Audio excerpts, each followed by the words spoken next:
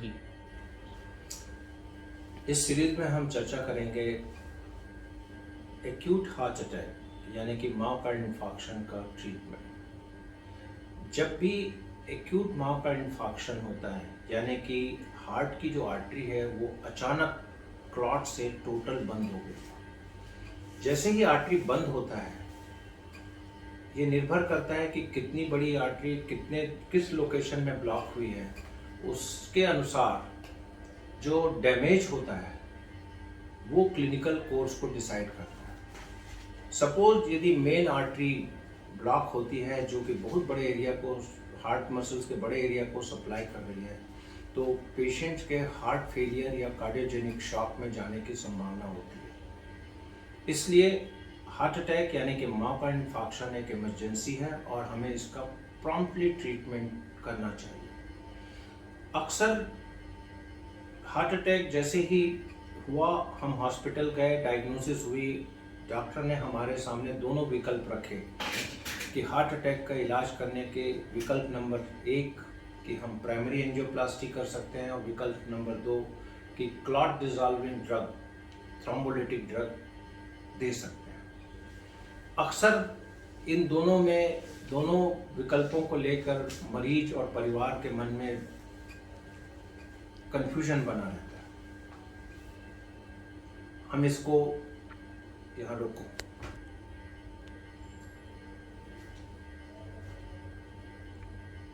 अक्सर कंफ्यूजन रहता है कि हम एंजियोप्लास्टी चुनें या थ्रोम्बोलिटिक ड्रग की ओर जाएं। हमें सबसे पहले ये बात स्पष्ट होना चाहिए कि हार्ट अटैक के ट्रीटमेंट में टाइम बहुत इम्पोर्टेंट है। जितना हम टाइम वेस्ट करेंगे उतना ही ज़्यादा हार्ट मसल डैमेज होता जाएगा, उतना ही आउटकम पुअर होता जाएगा और कॉम्प्लिकेशन बढ़ते जाएंगे। क्योंकि किसी भी हार्ट अटैक के मरीज में हम देखते हैं तो ऑलरेडी वो बहुत सा टाइम वेस्ट कर चुका होता है। घर में जब सिम्टम होते हैं तो अक्सर लोग सोचते हैं कि जो दर्द हो रहा है शायद गैस का है या सर्वाइकल का दर्द है, उसमें देरी होती है। फिर वो हॉस्पिटल आने में देरी होती है, वो अपने प्रैक्टिशनर के पास जाते हैं, एम्बुलेंस मंगाते हैं, एम्बुलेंस के आने में देर होती है, ट्रैफिक डे टाइम में ट्रैफिक में आने में देर होती है, तो अस्पताल पहुंचते पहुंचते उन्हें बहुत टाइम लग जाता है और इस पूरे दौरान मसल डैमेज होते रहते हैं क्योंकि आर्टरी बंद हो चुकी है। तो हमें प्रयास ये करना चाहिए कि जितना जल्दी से जल्दी वो जो ब्लॉक्ड आर्टरी है उसका खुलना चाहिए। ब्लॉक्ड आर्टरी को खोलने के 2 तरीके हैं। पहला तरीका जो श्योर शॉट है, सुनिश्चित तरीका है, वो है कि हम तुरंत मरीज को ले जाके एंजियोग्राफी करें और एंजियोप्लास्टी यानी कि हम उसमें तार डाल के जरूरत हो तो क्लॉट को सक्शन करें, जिसको कहते हैं थ्रोम्बोसक्शन, और उसको बलून से चौड़ा करके स्टेंट लगाएं। ये एक श्योर शॉट मेथड है, 95% सक्सेस रेट है। प्राइमरी एंजियोप्लास्टी श्योर शॉट होने के अलावा चांसेस फिर से हार्ट अटैक होने के चांस को कम करता है, कॉम्प्लिकेशन रेट को कम करता है, जैसे शॉक, हार्ट फेलियर को कम करता है। लेकिन प्राइमरी एंजियोप्लास्टी के साथ लिमिटेशन ये है कि प्राइमरी एंजियोप्लास्टी हर वक्त अवेलेबल नहीं है, हर जगह अवेलेबल नहीं है। दिल्ली या और महानगरों में ये बहुत आसानी से उपलब्ध है, लेकिन महानगरों में भी जब हम बड़े हॉस्पिटल में आते हैं तब भी आप पहले से कुछ देर हो गई होती है, अस्पताल में आने के बाद देरी होती है, क्योंकि डॉक्टर ने जैसे ही आपको ये सुझाव दिया, आप चाहते हैं कि आपके प्रैक्टिशनर से सलाह लें, आपके इंश्योरेंस से पूछें, फाइनेंस अरेंज करें, इन सब में देर करते हैं और जितना देर करते जाते हैं उतना ही हार्ट मसल डैमेज होता जाता है। इसलिए हमें इस बात को ध्यान रखना है कि हार्ट अटैक में टाइम बहुत इम्पॉर्टेंट है और यदि हमें किसी तरीके से डिले नजर आ रहा है तो अविलंब हमें क्लॉट डिसॉल्विंग ड्रग यूज कर लेना चाहिए। हमें अपने चिकित्सक से अनुरोध करना चाहिए कि क्लॉट डिसॉल्विंग ड्रग यूज कर लें। यदि आप पेरीफेरी में हैं, छोटे सेंटर में हैं या बाहर हैं, तो वहां भी क्लॉट डिसॉल्विंग ड्रग यूज कर सकते हैं। क्लॉट डिसॉल्विंग ड्रग तो थ्रोम्बोलिटिक ड्रग तो एंजियोप्लास्टी से पहले ही उपलब्ध थे। पहले जनरेशन की दवाइयां जो थी स्ट्रेप्टोकाइनेज, यूरोकाइनेज, जो आज भी यूज हो रही हैं पेरिफेरी में। अब नए जनरेशन के फिब्रिन स्पेसिफिक दवाइयां आ गई हैं, जैसे कि टेनेक्टाप्लेज। टेनेक्टाप्लेज बहुत ही इफेक्टिव दवाई है, बहुत सिंपल है यूज करने का। एक सिंपल आईवी लाइन से बोलस दिया जा सकता है, कहीं भी दिया जा सकता है।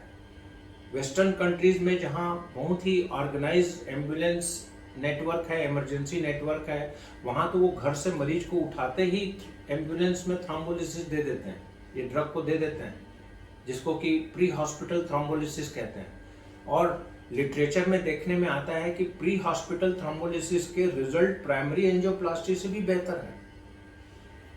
इवन हॉस्पिटल सेटिंग में पहुंचते हैं यदि हम 3 घंटे के अंदर, तो प्राइमरी एंजियोप्लास्टी और थ्रोम्बोलिटिक ड्रग्स के रिजल्ट बरोबर हैं। और अभी तो जो लिटरेचर है उसमें इस बात को दिखाया जा रहा है कि हमें एक स्ट्रेटेजिक फार्माको इन्वेजिव अप्रोच पे जाना चाहिए। फार्माको इन्वेजिव अप्रोच मतलब जैसे ही मरीज हार्ट अटैक लेके आया, बिना देर किए, यदि कैथ लैब तैयार है, वहां डॉक्टर उपलब्ध है, टेक्नीशियन उपलब्ध है, तुरंत प्राइमरी एंजियोप्लास्टी कर देना चाहिए। लेकिन यदि थोड़ा भी देर है तो हम क्लॉट डिसॉल्विंग ड्रग दे दें। क्लॉट डिसॉल्विंग ड्रग देने से मरीज सेटल हो जाएगा। 60-70% चांस है कि ब्लड फ्लो आने लगता है, हार्ट अटैक की इंटेंसिटी कम हो जाती है, ईसीजी चेंजेस सेटल होने लगते हैं, और फिर 24 घंटे के अंदर अंदर हम एंजियोग्राफी करके कितना ब्लॉक बचा है, रेजिडुअल है, उसको देख सकते हैं और जरूरत हुई तो एंजियोप्लास्टी कर सकते हैं। इसको कहते हैं फार्माको इन्वेजिव स्ट्रेटेजी।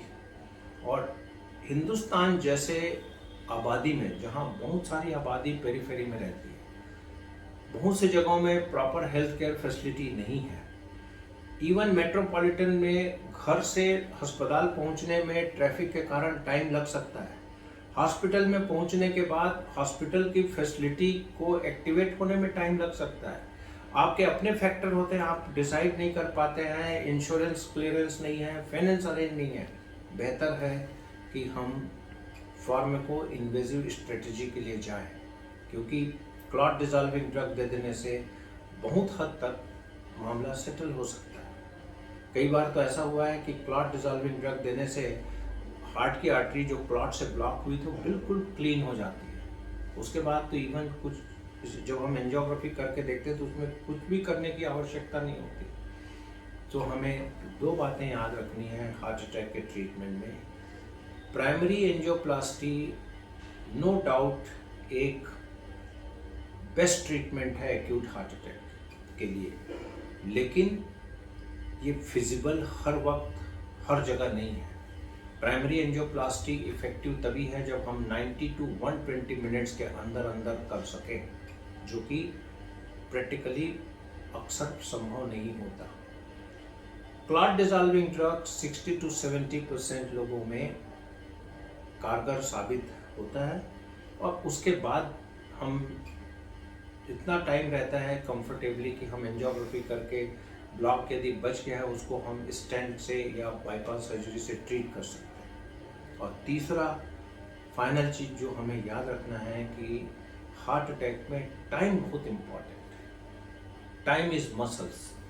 जितना आप टाइम डिले करेंगे उतना ही आप हार्ट मसल्स को डैमेज करेंगे, उतना ही कॉम्प्लिकेशन होने के चांसेस बढ़ जाएंगे, उतने ही लॉन्ग टर्म कॉम्प्लिकेशन बढ़ जाएंगे, उतना ही सर्वाइवल कम हो जाएगा।